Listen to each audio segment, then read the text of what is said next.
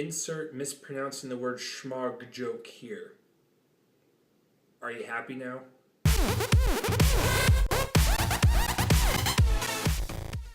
Welcome to Reviews. I'm Chase Lee, and this is a new angle, so there you go. I'm here to review the Desolation of Smaug, Hobbit, the sequel to The Hobbit, An Unexpected Journey from last year. Now, The Hobbit Desolation of Smaug is basically way better than the first one, but here's the thing. I really like the first one. It's a fun adventure back into Middle-earth, which Peter Jackson is the master at. Now, does he bring it in the sequel? Yeah, he does.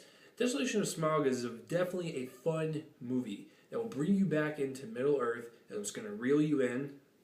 See what I did there?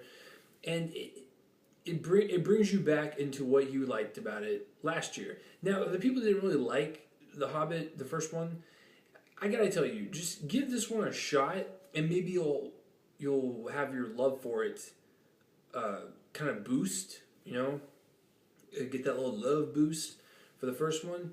I think the second one pretty much captured like what the first one was missing, and that was the adult feel of it and the adventure. The first one, it had the adventure part, but it felt more like a kids movie. It was kind of a kiddie, not the animal. But the sequel is fantastic, and I gotta tell you, Peter Jackson is the man. So let's get into this. Peter Jackson directs this one as he has directed the Lord of the Rings trilogy and the first Hobbit. This guy knows Middle-earth. Front and back, side to side. He knows Middle-earth.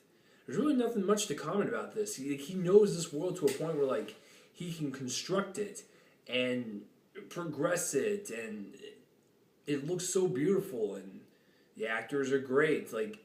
There's really nothing you can judge on the directing here. Maybe some of the edit choices in terms of maybe shortening that thing down just a tad, but other than that, Peter Jackson, fine job.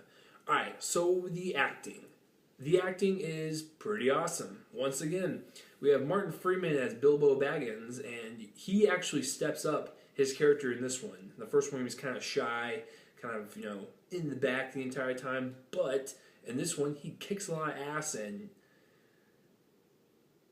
he just doesn't care. He just doesn't care what anyone thinks. He just kicks a lot of ass. Even taking on the damn dragon of Smaug. Dear God. Smaug the dragon is ridiculous, which is voiced by Benedict Cumberbatch, and he kills it as this. He can actually probably scare a lot of little children in their sleep just with his voice. It's just that powerful. I wouldn't be surprised if they didn't add any type of sound design to his voice. It was probably just like, hey, Benedict, you want to say, oh, that's really creepy. We're going to go ahead and just use that. But Benedict Cumberbatch is awesome. Orlando Bloom, where have you been at? He pops up as Legolas. That's cool.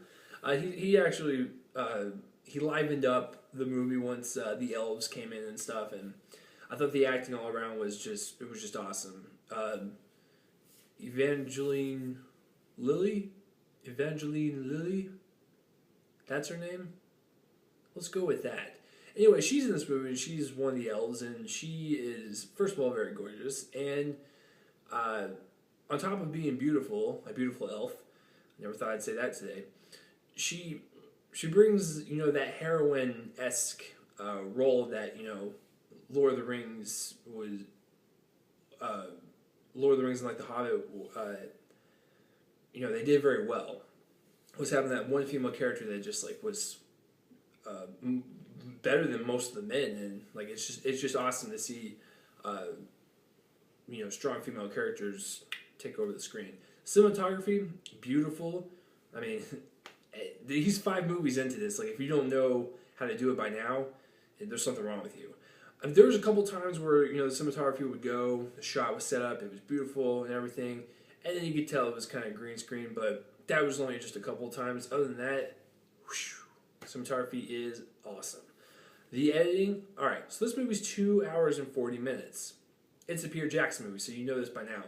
You need to invest your time and sit in that theater, and you just know that you're going to be in for a long time. If you're going to see this as a casual moviegoer, a goer, then I wouldn't really suggest this one because you'll probably be bored out of your mind. But if you're a Lord of the Rings fan, Hobbit fan, Middle Earth, fantasy, dragons, dungeons, you name it, you'll probably really like this movie. I do kind of wish they could have shortened just a little bit, and they could have taken a couple things out that were unnecessary. But other than that, I enjoyed the slow pace of it, and that's just the way the Lord of the Rings was, and the Hobbit is just that long drawn out feel. But in this one, they could have cut down just a little bit, maybe 5-10 minutes, and you would have been golden, Peter Jackson. But other than that, I'm gonna give this an 8 out of 10. I think it's a really solid, fun ride, especially for December. Feels like a summer movie, but hey, I'm going with it. I don't care what month it is. So, have you seen The Hobbit 2, aka Hobbit Desolation of Smaug? And if you have, comment that place, rub below my face and let me know. And so, I am Chase Lee. Thanks for watching Real Reviews, and I will see you guys later. Bye-bye.